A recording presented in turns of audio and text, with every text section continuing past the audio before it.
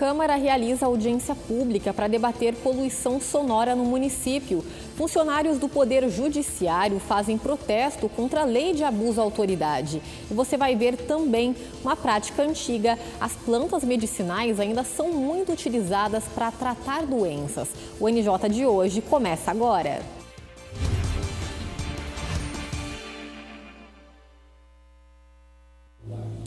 Olá! As investigações sobre o furto de mais de R$300 mil, do qual a Câmara de Jacareí foi vítima, estão caminhando para o seu desfecho. O Poder Legislativo teve acesso aos extratos do banco obtidos pela polícia, que identificou o destino do montante financeiro. Acompanhe na reportagem de Rodrigo Romero.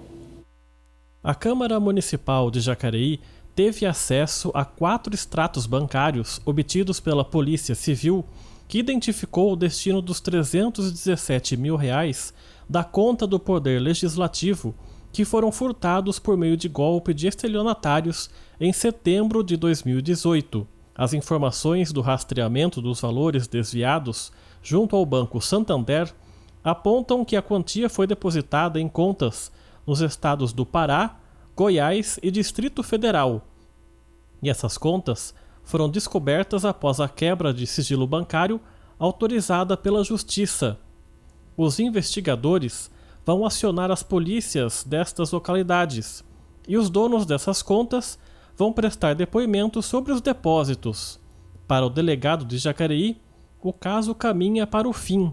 É um crime complexo, mas já está na fase final. Com a resposta das cartas precatórias daqui dos estados, a gente vai tentar chegar no final. A carta precatória é um instrumento usado pela Justiça quando existem indivíduos em estados e comarcas diferentes e serve como intimação. Então a Polícia Civil instaurou o inquérito policial, que é da competência da polícia investigar crimes. Com relação aos fatos, a polícia pediu autorização judicial para quebra bancária dos supostos indivíduos. Esse dinheiro teria sido pulverizado em várias contas correntes e daí agora a Justiça autorizou e nós mandamos carta precatória para vários estados da federação. Até agora, o banco devolveu pouco mais de R$33 mil, o que corresponde a quase 11% do total. Mas o Santander não disse a origem e nem explicou o motivo da devolução. Por meio de nota, a assessoria da Câmara de Jacareí disse entender que houve falhas nos procedimentos de segurança do banco e que acionou judicialmente o Santander para que o valor integral seja devolvido ao Legislativo.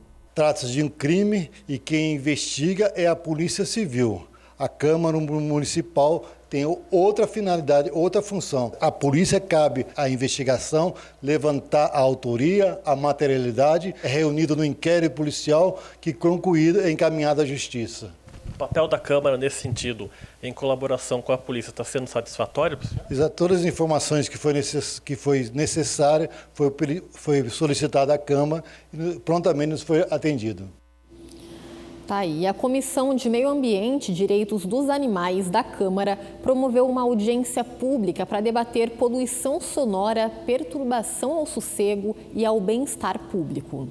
Músicos renomados da cidade, donos de estabelecimentos comerciais, representantes de escolas de samba e órgãos públicos estavam reunidos para discutir sobre poluição sonora, perturbação do sossego e bem-estar da sociedade. A questão da perturbação é um problema que tem sido discutido, tem demandado muito a Guarda Municipal, a fiscalização de posturas, a própria Secretaria do Meio Ambiente quando envolve uma poluição sonora.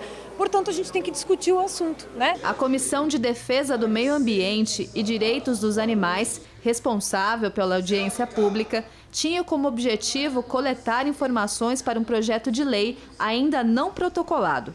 Durante a reunião foram levantadas reclamações em relação ao som de motocicletas com escapamento alterado, comerciantes e fábricas. Hoje a gente viu aqui mesmo na plenária nessa audiência, por isso foi importante, denúncias de empresa que tem um barulho excessivo, não respeita a lei, não faz nenhum impacto para o ruído, tirar todo o direito de sossego das pessoas, o som muito alto.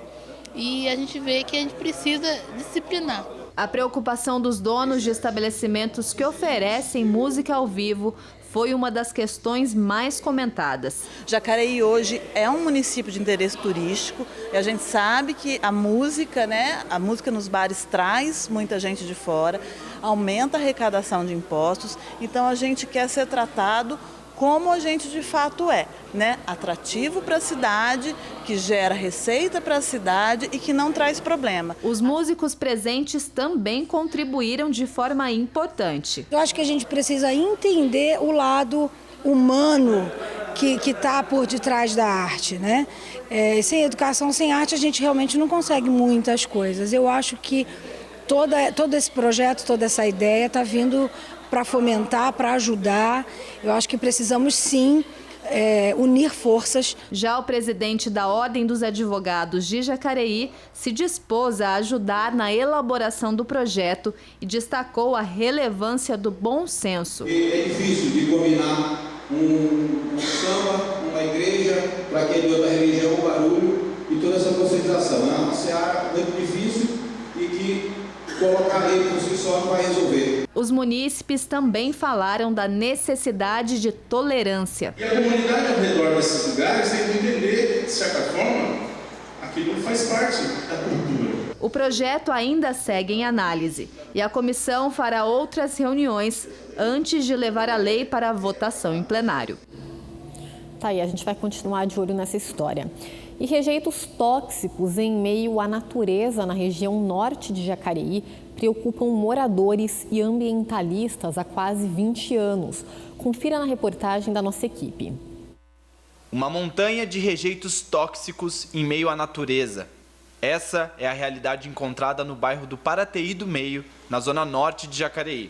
O descarte incorreto de resíduos perigosos levou a Tonoli do Brasil, indústria exploradora e comerciante de metais, a fechar as portas em 2001. Depois de tanto tempo, os rastros deixados pela empresa trazem sérios riscos à natureza e à população. Você está aqui, está cheirando, você vai ali dentro do comércio, está cheirando, você está aqui na rua, está sentindo o cheiro, entendeu? Então o cheiro é forte mesmo. O odor é causado pelo chumbo, material utilizado e comercializado pela indústria. A queima levanta uma fumaça tóxica que, quando inalada, causa dores de cabeça, náuseas e dores musculares. Além disso, o acúmulo desse material no corpo pode causar sérios danos cerebrais, no sangue, rins, sistema digestivo e reprodutor. O local fica próximo ao rio Jaguari, que deságua no Paraíba do Sul, responsável pelo abastecimento de várias cidades da região. Além disso, o rejeito tóxico traz danos à natureza local. O poluente ele vai entrar no solo, ele vai funcionar como se fosse uma pluma. Então ele entra concentrado e depois ele vai abrindo no solo. Então vai espalhando essa contaminação. A empresa já enfrenta mais de 20 anos de processos criminais. Durante o tempo de sua atividade, não se sabe ao certo quantas toneladas de resíduos foram produzidos e nem onde esses materiais tóxicos foram descartados. Os crimes ambientais cometidos seguem em processos criminais desde 1998. Na época, o município de Jacareí determinou que a Tonoli do Brasil deveria fazer a remoção do metal perigoso para um aterro industrial que atendesse às normas técnicas. Em agosto de 2010, foi feita uma proposta de conciliação entre o Ministério Público, o município e a empresa. Nela, a acusada teria 2 anos para adequar o galpão, depois mais 2 anos para colocar todo o resíduo no local já adequado e então mais 3 anos para retirar todo o material do local e enviar a sua destinação final. No total, seriam 7 anos para cumprir o acordo, já que um prazo apenas começava ao fim do anterior. Mas, na data final do acordo, nenhuma modificação foi realizada. Nós já tínhamos notícias, nós já tínhamos indicações que a empresa não cumpriria. O parecer técnico da CETESB, responsável pela fiscalização de atividades geradoras de poluição, identificou a presença de vários contaminantes no rio, mas a investigação detalhada sobre os danos causados não foi feita. Em nota, a companhia diz que não pôde continuar com o gerenciamento da área contaminada porque em 2016 a empresa acusada entrou em processo de recuperação judicial. Isso é uma pré-falência, digamos assim. A empresa sinaliza que não tem saúde financeira mais e ela promove a recuperação judicial para já informando aos credores, fala assim, eu já estou em recuperação judicial, possivelmente isso pode se tornar uma falência. A administradora judicial que cuida da recuperação é a Laspro Consultores. A empresa foi intimada no processo em março deste ano e respondeu que não possui poderes para representar a Tonoli do Brasil, pois, segundo a lei, a administração da empresa só passa para as mãos do administrador judicial quando ela declara falência. Enquanto isso, o empresário responsável continua na gestão, apenas sendo fiscalizado pela empresa contratada.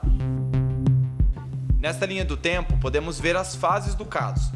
Em 1998, iniciam os processos criminais contra a Tonoli do Brasil. No ano de 2001, a Justiça interdita e multa a empresa em R$20 mil por dia, enquanto não fossem feitas as adequações. Já em 2010, com nada feito, surge o acordo para regularização no prazo de 7 anos, e o caso fica suspenso até a data final. 6 anos depois, a Tonoli entra em processo de recuperação judicial. No fim do prazo, em 2017, a empresa não cumpre o acordo e o caso volta com novas intimações. Neste ano, a Laspro Consultores, intimada pela Justiça, diz que não pôde responder judicialmente pela Tonoli e o processo segue em execução. O Ministério Público, também em nota, disse que tem adotado todas as medidas judiciais para fazer com que a empresa recupere a área ambiental ou viabilize a recuperação através de terceiros. Para o coordenador do curso de Meio Ambiente e Recursos Hídricos da FATEC, neste caso, o passar dos anos é um forte inimigo da natureza. E quanto mais tempo leva para se remediar essa área, mais pode se agravar a situação. Enquanto isso, a destruição toma conta dos arredores, a montanha de rejeitos continua exposta sem nenhuma proteção e o local abandonado. Complicado. E a Comissão Parlamentar de Inquérito que investiga supostas irregularidades entre o Instituto Provisão de São José e a Santa Casa de Misericórdia aqui de Jacareí continua com algumas oitivas, mas a produção do relatório final vai ficar para 2020. Isso porque o presidente da CPI pediu prorrogação de prazo. Veja mais detalhes na reportagem.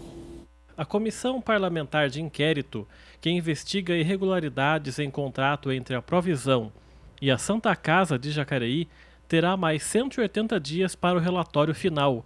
Após a realização de várias oitivas, o presidente da CPI, o vereador Rodrigo Salomão, analisou a situação até este momento. Estamos na fase final, depois de uma fase de análise, primeiro uma fase de análise documental, onde foram analisadas mais de 40 mil páginas de documentos.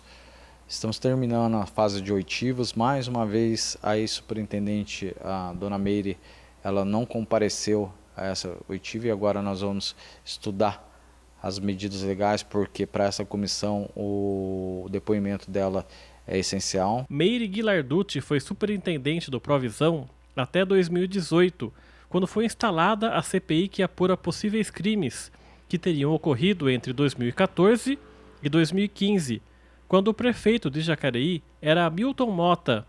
Os depoimentos foram prestados na Câmara de Jacareí e contaram com a presença dos outros membros da comissão, os vereadores Juarez Araújo e Paulinho dos Condutores. É uma situação complicada, a gente tem que analisar direitinho, isso a gente está fazendo, mas tudo indica que houve irregularidade e isso que a gente está apurando. Tem mais pessoas para serem ouvidas, né? A gente vai chamar e vamos, se Deus quiser, levantar todas as informações, o que ocorreu na verdade.